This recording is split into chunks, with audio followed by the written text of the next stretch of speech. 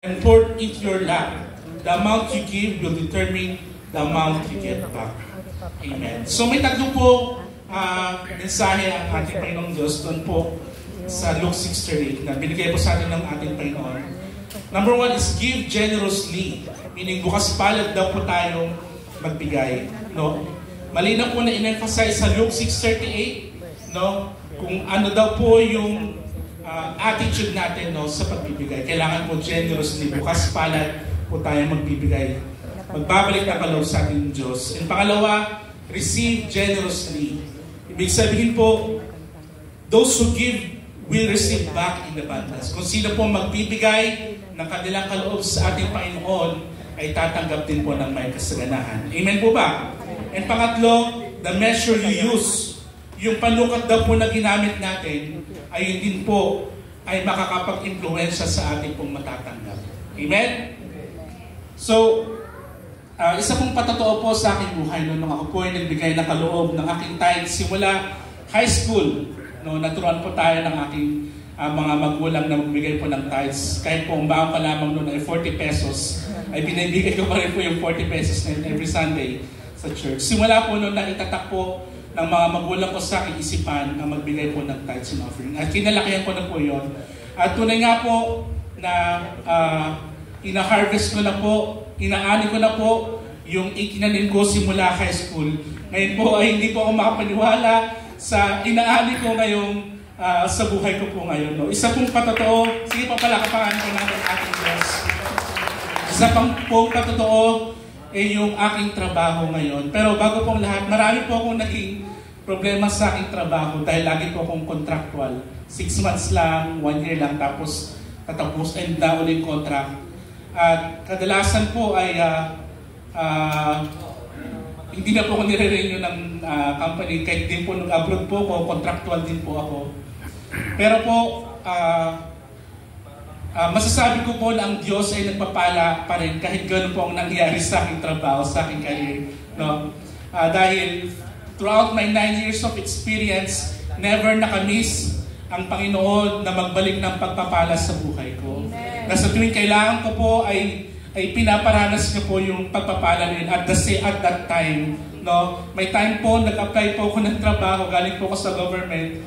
At unang private company po yung in-applyan ko, hindi ko po makakalimutan dahil po double yung sahod ko po from doon sa una ko pong pala. Sige po pala po natin, Diyos. From ano po yun, 35,000 to 65,000. No? Makakita po kayo ng times 2. No? Tinanong ko po yung HR. Sabi ko, bakit po ang taas po nung in-offer nyo? Ito lang po yung hinihingi ko. Bakit ang taas po ang offer nyo sa akin? Sabi ko, hindi ko po deserve. Sabi nung HR, sa tingin ko po Christian yung HR, sabi niya, hindi mo deserve, pero yan ay regalo sa iyo ng Diyos. Doon ko po naintindihan yung meaning ng grace. No, though we are undeserving, no?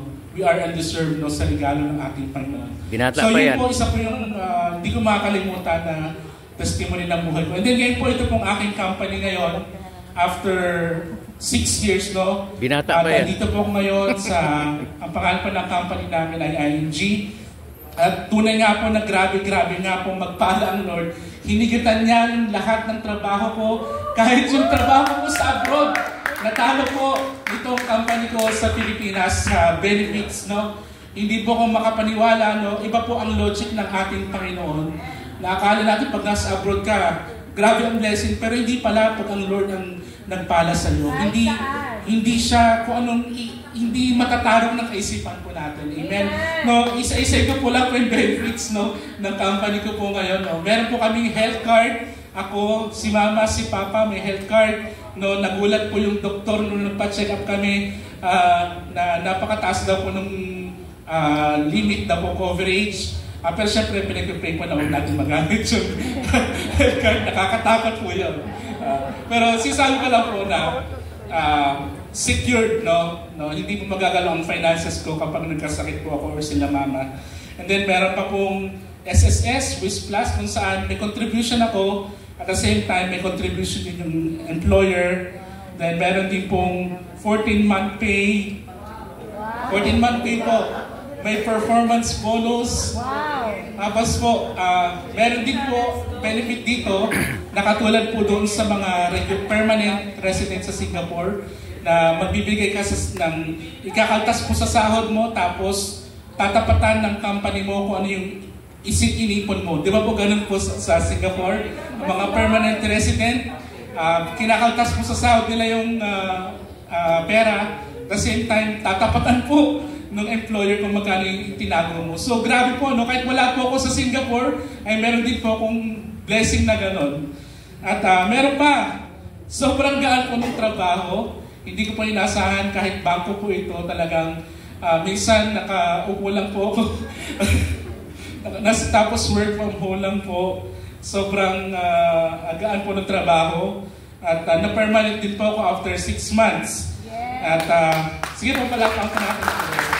Nagkaroon pa po ng pagsubok, no, sa buhay ko nung nandito ako sa ANG. Bigla-bigla, no, nagkaroon po ng cost cutting naman po doon sa client namin sa Australia.